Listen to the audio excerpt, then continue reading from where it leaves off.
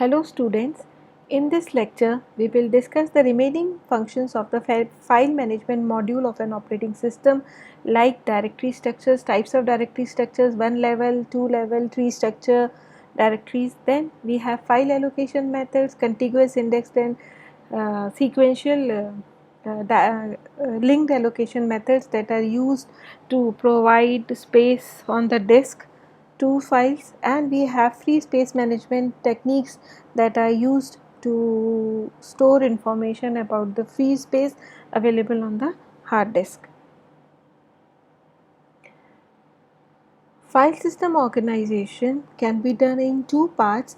First, the disk is divided into partitions, mini disk or volumes. These partitions can be performed in such a way that a single partition can span more than one disk, or a single disk can have multiple partitions. The information is stored in device directories or VTOC, that is volume table of contents. Disk or partitions can be protected against failure using RAID technology. RAID is redundant array of independent disks, where redundant information is kept on multiple disks, so that in case of failure of one disk we have same data on another disk. So multiple identical copies of data or files or directories is kept on multiple disks. Disk partitions can be your raw without a file system, or they can be used in a formatted way with a file system. Here we can see in this diagram the one disk contains two partitions, whereas a third partition is spanning two disks. Now the operations that can be performed on a directory: we can search a file, we can search for a file, we can create a file in the directory, we can delete a file from the directory, we can list the directory, we can delete the directory, we can create a new directory, we can traverse through the file system, we can name a file in the directory, we can rename a directory also. So these are basic operations performed on a directory. Now different directory structure schemes. This is a very important topic as far as your exams are concerned. We will discuss here 5 different directory structure schemes: single level directory, 2 level, 3 structure, acyclic and general graph directories. 2 level directory is basically a tree structure directory with 2 levels. In a single level directory structure, rarely used. Here it is the simplest of all files are contained in the same directory. There is no levels in directory, parent directory, root directory, nothing like that. One system, single directory, all the files are in the same directory. The basic advantage, this drawback of this scheme is to remember the names of files, because each file name must be a unique, and even a single user on a single level directory may find it very difficult to remember the names of all the files as the number of file increases.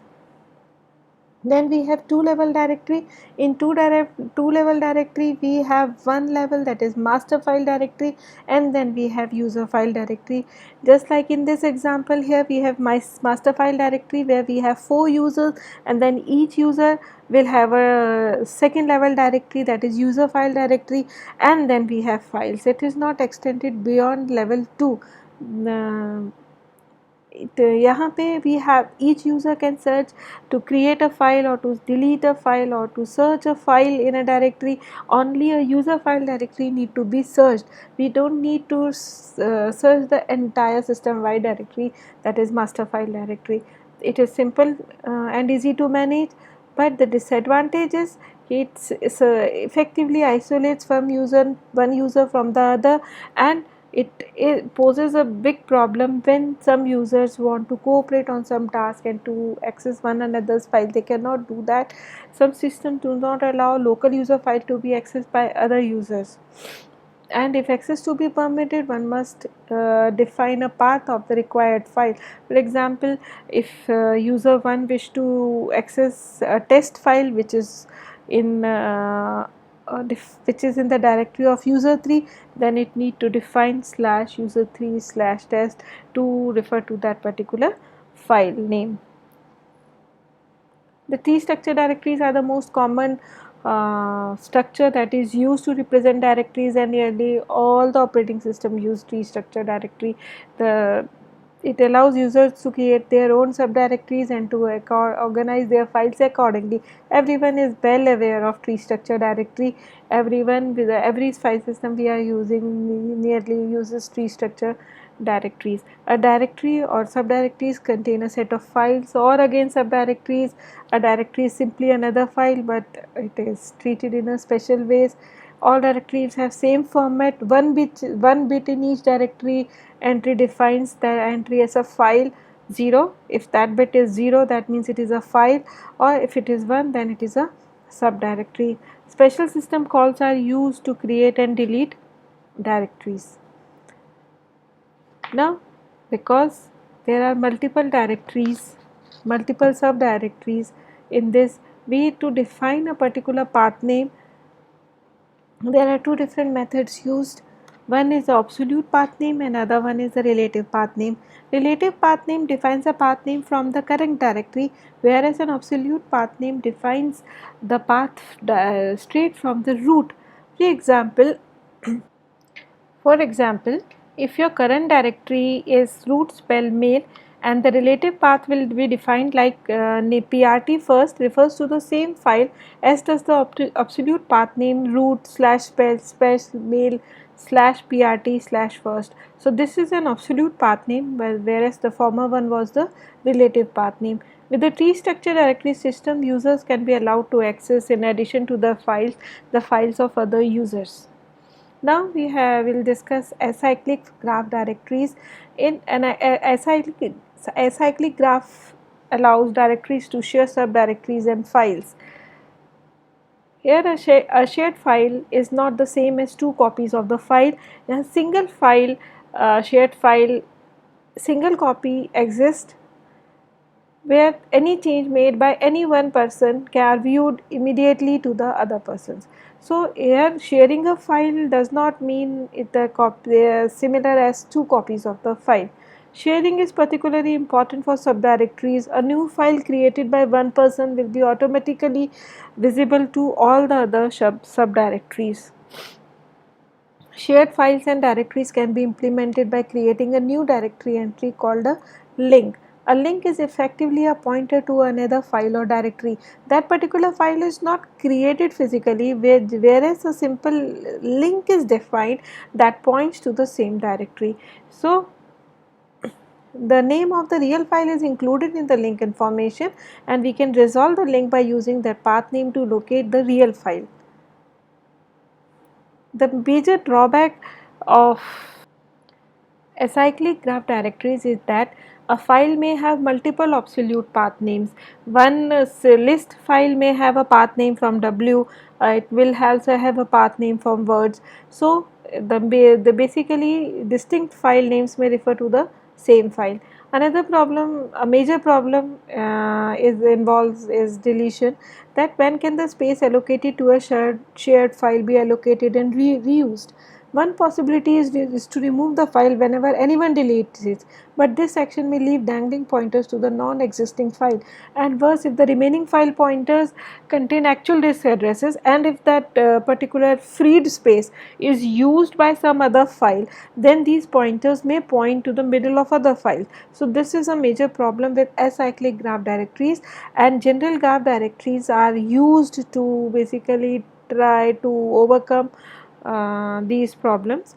The basic advantage of general graph directories is it allows cycles within a directory structure where multiple directories can be derived from more than one directory. The main problem is to calculate the total size or space that is occupied by files or directories.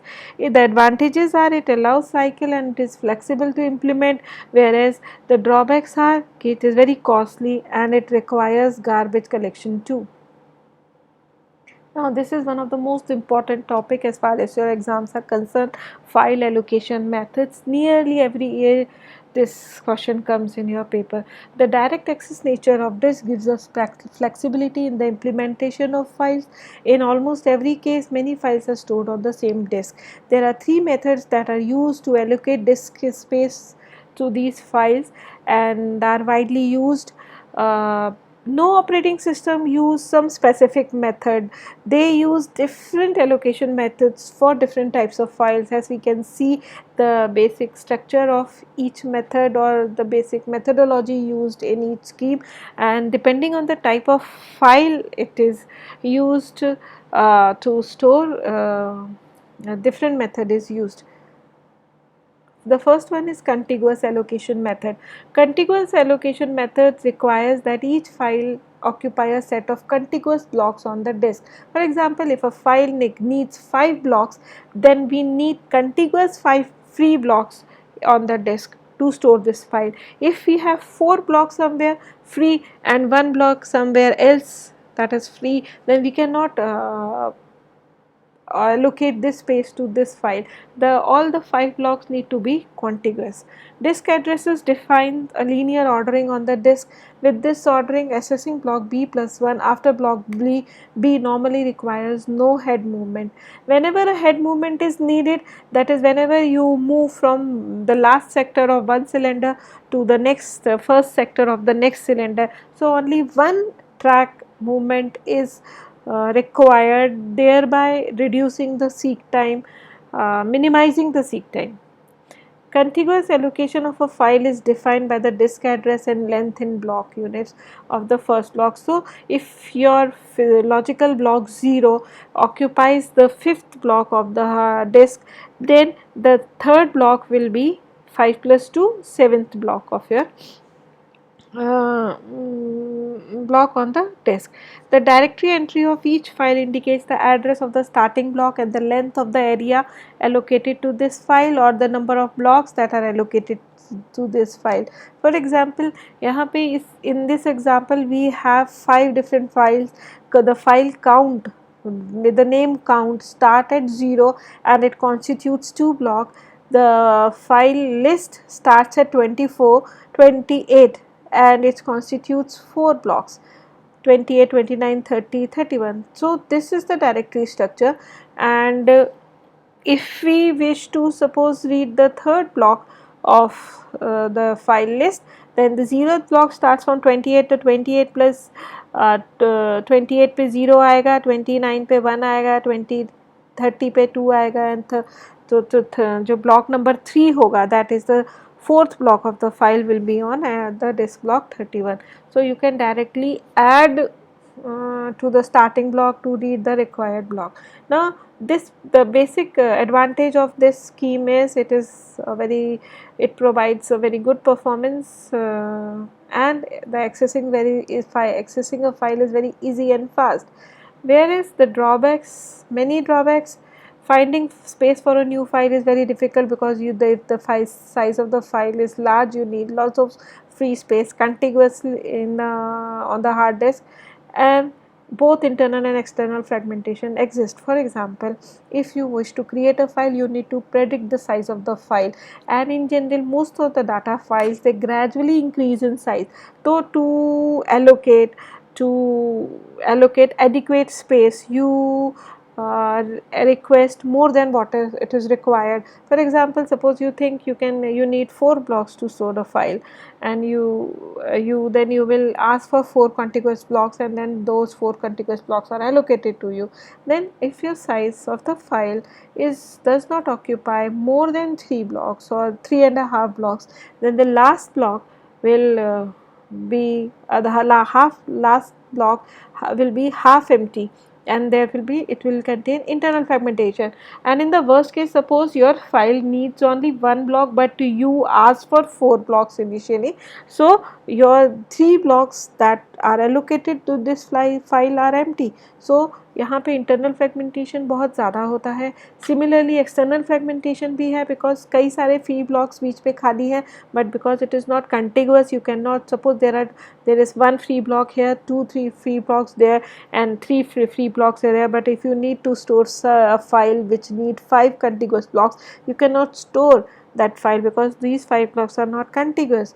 So this method suffers from internal and external fragmentation both, and you need to find out how much space a file will need in advance. performance of the system decreases with the increase in number of files. Suppose initially you created with 3 disk blocks and then the size of the file increased beyond 3, then what you need to do, you need to find a new space with more than 3 blocks, suppose 5 blocks, and then you need to copy your file from the old position to the new position, delete the entries from there. So the increasing a file dynamically contiguous, if the size of the file increases dynamically, then contiguous allocation is not at all suitable for it. Now we have linked allocation. It tries to solve all the problems of contiguous allocation. Each file is a linked list of disk blocks. That means even if a single block is free on the disk, anywhere it can be used to allocate a particular file. For example, a file of 5 blocks might start at block 9, then the next block may be at 16, then we can have block 1, then block 10, and finally block 25. Each block contains a pointer to the next block. That means block 9 will contain the address of the 16th block, 16th block will contain the address of first block, then first will contain the address of 10, and 10 will contain the address of 25. 25 will have the address pointer as nil because it is the last block. Now suppose you extend the size of this file, then the operating system will search for a free block anywhere, and suppose it finds 13th block free, then 25 will contain the address of 13, and now the 13th block will have a null pointer indicating that it is the last block of this file. So each block stores or saves some space to store the address of the pointer. Suppose a pointer requires 4 bytes, then if a block size is 512 bytes, then 4 is an overhead and the user will only see a block size of 508 because 4 bytes out of these 512 bytes are used to store the address of the next block. To create a new file, we simply create a new entry in the directory and we find the first free block, allocate the address of that free block to this particular file, and we are done with. And as the size of the file gradually increases, we can add on the blocks to it gradually. A write to the file causes the free space management system to find a free block, and this new block is written to and is linked to the end of the file. To read a file, we simply read blocks by following the pointers from block to block, may be scattered anywhere on the disk. The basic advantage is there is no external fragmentation, no single free block can be stopped from allocation. Even if you have a single free block on the disk, it can be allocated to a requesting file. Very effective for sequential access file, but you cannot support, it does not support direct access. Space is required for pointers and it is not reliable. Suppose if the pointers get corrupted, then you don't know. Suppose a pointer from 16 to 1 gets corrupted, then we don't know what is the next block after 16 because we cannot read the pointer. So this is the basic problem, and these problem, that is the kit cannot support direct access and the reliability issue regarding pointers is solved by Microsoft MS-DOS using a technique referred as file allocation table. In file allocation table, basically it is stored at beginning of each disk volume. The table has one entry for each disk block and is indexed by the block number. यहाँ पे 0 से लेके जितने blocks हैं उतने address होंगे. Now the file, instead of following the pointers on the disk, we can directly, the starting block for this file is 217. 217 will store this file allocation table will store the next block that this file occupies. Suppose it is 618, the 618 will store the address of the next block, that is 339. 339 will store -1, indicating that it is the last block of this file.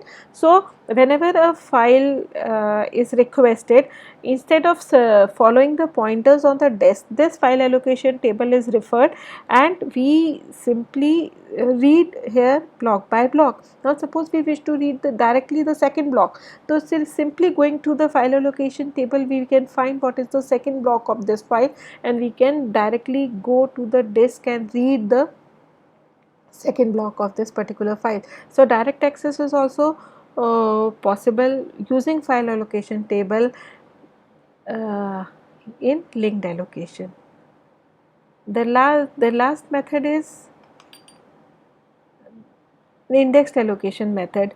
In indexed allocation method, it's also solve the external fragmentation and size declaration problem of contiguous allocation, but this indexed allocation method may have more overheads than linked allocation.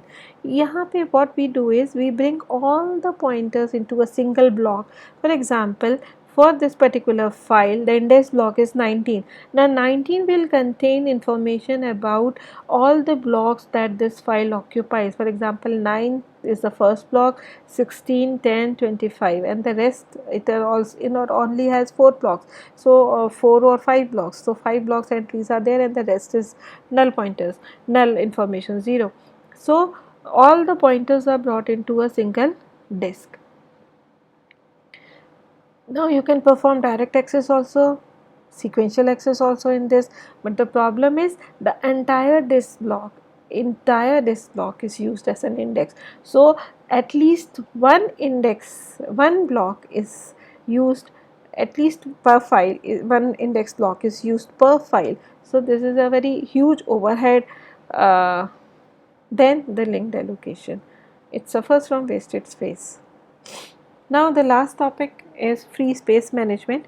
Since this space is limited, we need to reuse the space. So operating system must provide some means to decide to keep a record of how many blocks are free, what are the block numbers that are free, so that whenever a new file is to be created or saved on the disk, it can directly search this free space list to find out the block numbers that are free to save, store the new file.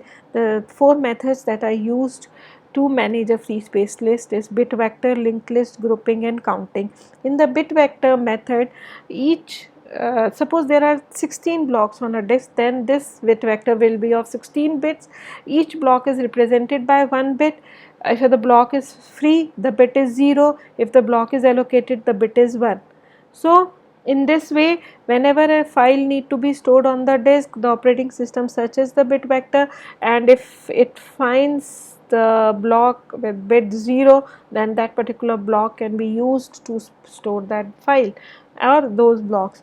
Now the एक चीज़ you need to keep in mind is, in some books bit 1 it is there that bit 1 is used to indicate free and bit 0 is used to indicate allocation. So there is a confusion here, so you need to keep in mind, you have to specify if such question comes in the paper, that you are using bit 1 to represent free and 0 to represent allocated, or you are using 0 to represent a free block and 1 to represent an allocated block.